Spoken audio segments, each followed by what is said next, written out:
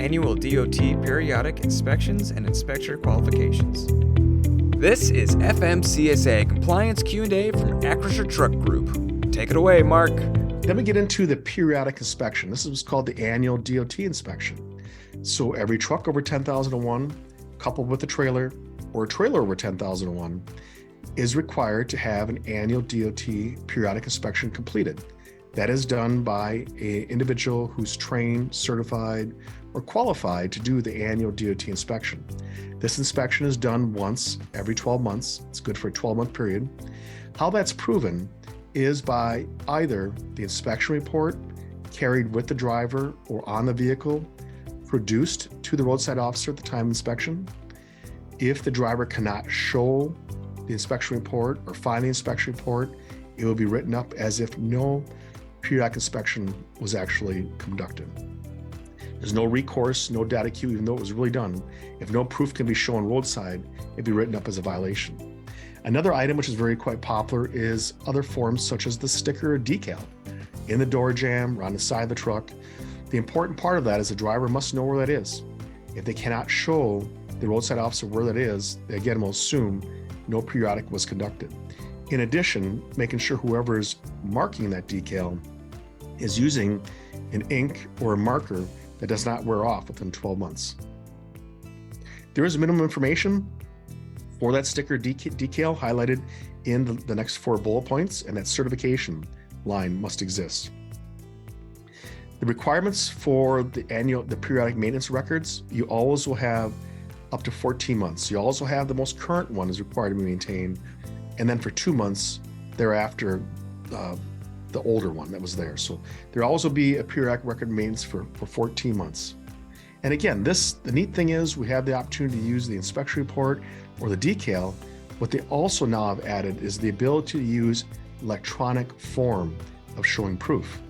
So if we have an ELD system that allows documentation to be uploaded, could be a phone, if the driver can present at the time of traffic stop an electronic copy of that vehicle's inspection report, that will satisfy the annual periodic inspection proof. Who can do the inspections? Well, I will say that some states do require the actual formal training through their state in order to do an annual DOT inspection under the FMCSA guidelines. Some states do not. They simply follow the FMCSA guidelines. So I'll speak of the most generic ones. For those states that require their own in-state certification, they basically have to have a mechanic or an individual that one has to understand the inspection criteria in what I previously spoke of, Appendix A. Appendix A is the criteria that measures every part component, compares it to minimum criteria. If it exceeds those, it's allowed to be certified for another 12 months of use. They have to be able to, of course, identify defective components, so that be aware of how to detect. It means taking things apart. So if we have special decorative covers over wheel ends, they may have to take off the chrome wheel hubs so they can examine the lugs and the studs and the wheels for any type of cracks. They also have to be knowledgeable and know how to use tools and procedures to do these inspections. Sometimes you might have to pull wheels off in order to actually check brake lining thicknesses. And then they have to be capable of doing these inspections because of their experience or training. And it's done by the following paragraph, either 1 or 2. 1, if they completed a federal or state-sponsored training program, or have a certificate from a state or Canadian province that qualifies individuals to perform commercial motor vehicle safety inspections, they'd be able to do it. Or if they have a combination of training or experience totaling at least 1 year, consisting of any one of the 4 here. A, being involved in a manufacturer-sponsored training program or similar one, experience as a mechanic or inspector in a motor carrier or intermodal equipment maintenance program, experience or an inspector in a commercial motor vehicle maintenance program at a commercial fleet garage facility, or experience as a commercial motor vehicle inspector for state, provincial, or federal government. So basically all you're doing is, 1, do we meet the first 3 bullets? Understand, knowledgeable, capable, and then prove our reason of experience or training by one of those items on down below. If you can meet that, evidence is maintained for as long as that individual is performing the periodic inspections and 1 year thereafter. How do we prove it? Documentation. This is an example of a generic form. A form could be in any other method. This is just an example of how I could take an inspector and document as a carrier official.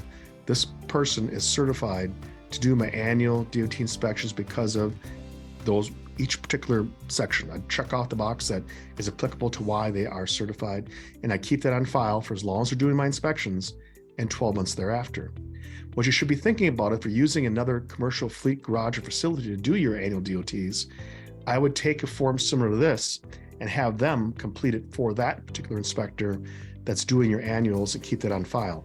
You don't know if that inspector eventually is going to leave or retire, so you want to have that on file for your maintenance records.